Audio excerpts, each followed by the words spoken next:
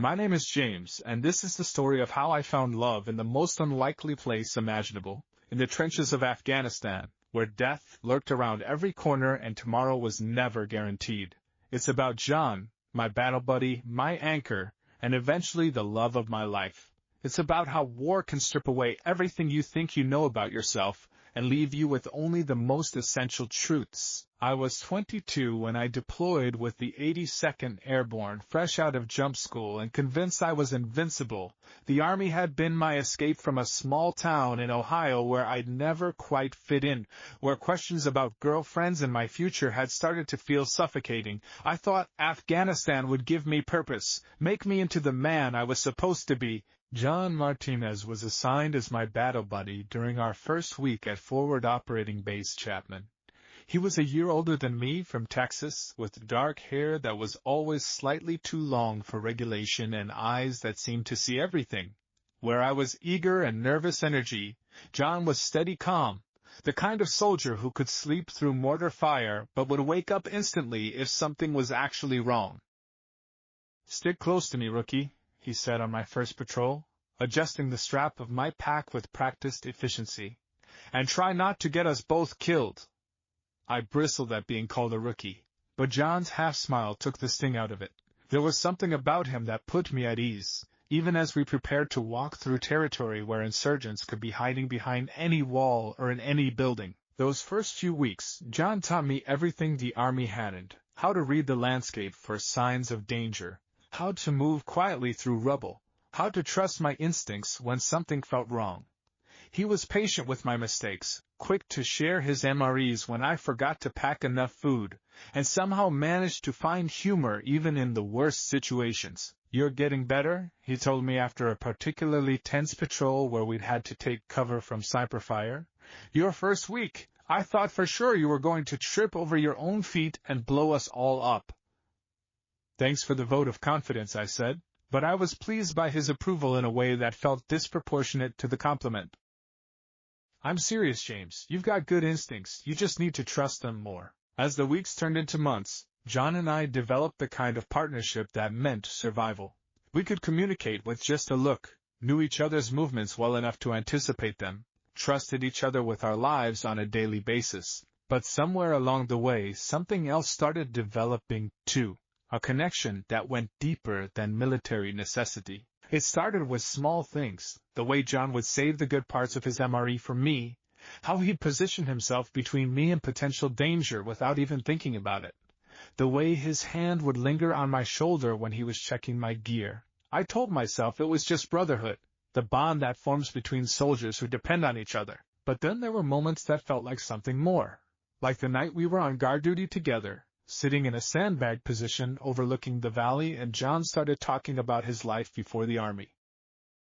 "I never really fit in back home," he said quietly, his eyes scanning the darkness. "My family's all about tradition, marry young, have kids, take over the family business, but I always felt like I was playing a role, you know?" "Yeah," I said, understanding more than I wanted to admit. "I know exactly what you mean." Sometimes I think that's why I joined up. Not for God and country, but just to get away from expectations. "And now?" John was quiet for a long moment.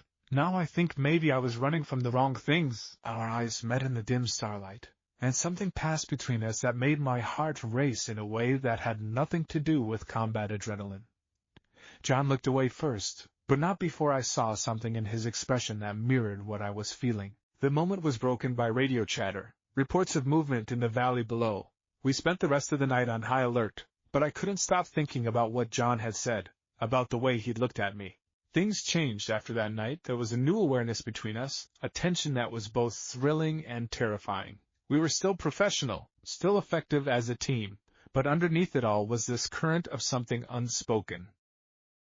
It came to a head during what we later called the worst week of our deployment. Intelligence had identified a high-value target in a compound about 10 clicks from our base, and our squad was tasked with a dawn raid. It should have been routine. We'd done dozens of similar operations. Everything went wrong from the start. We were approaching the compound when the first IED went off, destroying the lead vehicle and killing Sergeant Morrison instantly. Before we could regroup, We were taking fire from multiple positions. The compound was heavily fortified, and we'd walked into an ambush. "Fall back!" Lieutenant Davis shouted, but there was nowhere to go. We were pinned down in an open field with minimal cover, insurgents firing at us from elevated positions. John and I took cover behind a low stone wall, bullets whining overhead. "We need to get to that building," John shouted over the gunfire, pointing to a partially destroyed structure about 50 meters away. "Better cover." "That's a long run under fire," I said. "You got a better idea?" I didn't. We waited for a lull in the shooting, then made our move. We were halfway there when I heard John grunt and stumble. He'd been hit. "John!" I spun around, saw blood spreading across his left shoulder. "I'm okay," he said through gritted teeth. "Keep moving." But he wasn't okay. He was losing blood fast, and the insurgents had spotted our movement. Bullets were kicking up dirt all around us as I half-carried, half-dragged John to the building. We made it inside just as a rocket-propelled grenade exploded where we'd been standing seconds before. John collapsed against the wall, his face pale and sweating. "Let me see," I said, tearing open his shirt to examine the wound. The bullet had gone through his shoulder, missing major arteries but doing plenty of damage. "How bad?" he asked. "You'll live," I said, trying to sound more confident than I felt as I applied pressure to the wound. "But you need a medic." "Radio's dead," John said, gesturing to the smashed communication equipment. "Looks like we're on our own for a while." Outside, the firefight was still raging. I could hear our guys returning fire, but we were outnumbered and outgunned. John was getting weaker, and I was starting to panic. "James," John said quietly, "come here." I leaned closer, thinking he had tactical information to share. Instead, he reached up with his good hand and touched my face. "If we don't make it out of this..." "Don't," I said. "We're getting out of this. Listen to me." His eyes were intense, urgent. "If we don't make it, I need you to know something. These past few months, serving with you, getting to know you, it's been the best time of my life. John, I'm in love with you," he said simply. "I know it's crazy, I know it's against regulations, I know it complicates everything. But if I'm going to die today, I want you to know..." The world seemed to stop. Bullets were still flying outside, my best friend was bleeding in my arms, and he'd just told me he loved me. Everything I'd been feeling, everything I'd been afraid to acknowledge, crystallized in that moment. "You're not going to die," I said fiercely, "and I love you too." The relief on John's face was immediate. "Really? Really?" I leaned down and kissed him, quick and desperate, tasting blood and fear and something that felt like hope. It was then that we heard the helicopters. The cavalry arrived in the form of Apache gunships and a rescue team. Within minutes, the insurgent positions were being pounded by Hellfire missiles, and medics were rushing to treat the wounded. John was airlifted to the field hospital at Bagram, and I rode with him, holding his hand the entire way. He spent 2 weeks in recovery, and I visited him every day. I wasn't on mission. We talked about everything, our childhoods, our fears, our plans for after deployment, but mostly we talked about us. "This is going to be complicated," John said one afternoon as he was getting ready to return to duty. "Don't ask, don't tell is gone, but there are still fraternization rules, and our families." "We'll figure it out," I said, "one day at a time." "You sure you want to deal with all that?" I looked at him, still pale from his injuries, but alive, sitting up in the hospital bed with that crooked smile I'd fallen in love with. I've never been more sure of anything in my life. Returning to active duty was strange. We had to be careful about displays of affection, professional at all times, but everyone in the squad knew something had changed between us. If they suspected what it was, nobody said anything. We were good soldiers, we did our jobs, and in a combat zone, that was what mattered. But at night, when we could steal a few minutes alone, we'd find each other. Sometimes it was just sitting together in the dark, talking quietly. Sometimes it was more quick kisses in empty bunkers, holding hands when no one was looking, the comfort of knowing that someone loved you in a place where love seemed impossible. "I used to think love was supposed to be easy," John said one night as we lay on our backs, looking up at the stars through a hole in our shelter's roof. "All the movies, all the songs, they make it seem like it just happens and that everything's perfect." "This isn't easy," I agreed. "No, it's not, but it's real. more real than anything I've ever felt. Even in the middle of all this, I gestured at the base around us, the war that surrounded us. Especially in the middle of all this, John said, when everything else is insane, you're the thing that makes sense. Our deployment was supposed to last 12 months, but it was extended twice due to the security situation. By the time we finally got orders to return stateside, we'd been in Afghanistan for 15 months and had survived 3 major offensives, dozens of patrols, and more close calls than I wanted to count. The night before we were scheduled to fly out, John and I managed to get a few hours alone in an abandoned guard post on the perimeter of the base. It was risky. We could have been caught, could have faced disciplinary action, but we needed to talk about what came next. I've been thinking about what happens when we get home, John said, his arm around me as we sat watching the sun set over the mountains. And? I want to stay in the Army, make it a career, but I want to do it with you. That could be complicated, I said. Same unit, same chain of command? I've already talked to the first sergeant, unofficially. There are ways to make it work. Different companies, maybe different bases for a while. It's not ideal, but it's possible. I turned to look at him. You really want to make this work? Not just the deployment romance, but actual life together? James, what we have isn't deployment romance. What we have is love that happened to start in a deployment. There's a difference. Yeah? Yeah, deployment romance is about needing someone to hold on to when everything's falling apart. What we have is about choosing someone to build something with when everything settles down. And you choose me?